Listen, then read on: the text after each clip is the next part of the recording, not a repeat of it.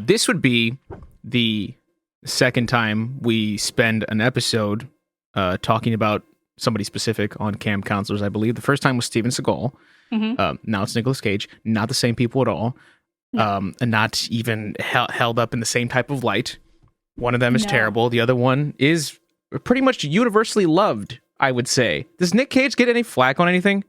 Not anymore. Like, I feel like for a while he was in so many shitty B movies, which we'll get into why that was for a while, or just like direct-to-video movies, that he got like a really bad reputation. Like there was that College Humor skit from back in the day where it's like Nick Cage's agent, where he's just calling him being like, Nick, you got to be more selective with your movies here, man. People are trying to judge you. Like, you got this one.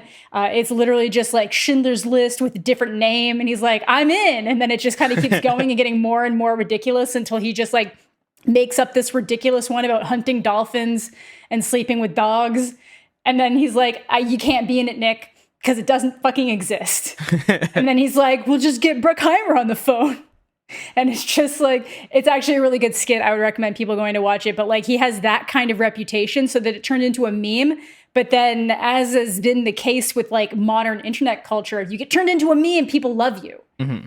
You know? And that's kind of what's happened with Nick Cage. And then he's been in some like actual really good movies the past few years. And then some like ridiculous ones that people are seeing but still appreciate. So I think he's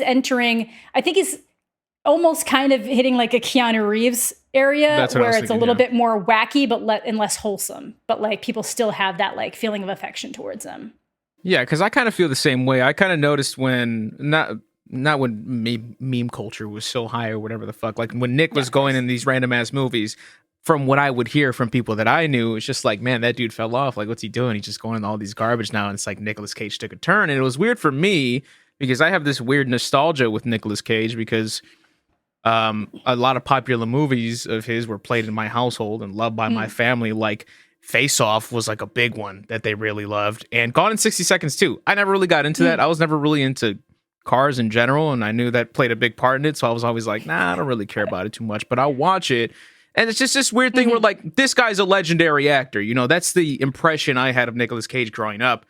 It's like, this is the fucking guy, you know, and then I watched National Treasure and I was like, yo, this is fucking sick. Declaration of Independence. This guy's nuts. And then from there, it's like, what, like Ghost Rider? Was Ghost Rider before or after National Treasure? Oh, shit. It would have been right after. I know, it would have had to have been like, I feel like it was in a not very long, like time 2007. And I feel like National Treasure was like 05. So, yeah. And I feel like it was around Ghost Rider that his reputation started going down a bit. It was like he'd been doing some really bad movies in there. And then National Treasure kind of like pulled him out of, not a pit, but out of like, he got the youth, you know, he got the youth with National Treasure. And I didn't hate Ghost Rider when it came out, actually. I was like pretty stoked on it and I thought it was fun. And I feel like a lot of people did, but then it's like you start growing up and everyone's all like, no, that movie's ass. And it's like, well, to you, but you just don't know. You just don't get it. But yeah, then there's just like so many other random ones in between. And I feel like it doesn't actually seem like that many years, but I guess he had just been kind of building this bad reputation after National Treasure and like with Ghost Rider sprinkled in. So like the 5-year period, I feel like he didn't have the best reputation. And then he was in Kick-Ass, like as Big Daddy. And everybody really liked him in that. Everyone was like, oh, this is a perfect role for Nick Cage, blah, blah, blah. And I can't remember if he was like getting heavily shit on before that, or if it was like kind of after that movie came out that reputation started like going down a bit before it kind of spun back up in the last handful of years.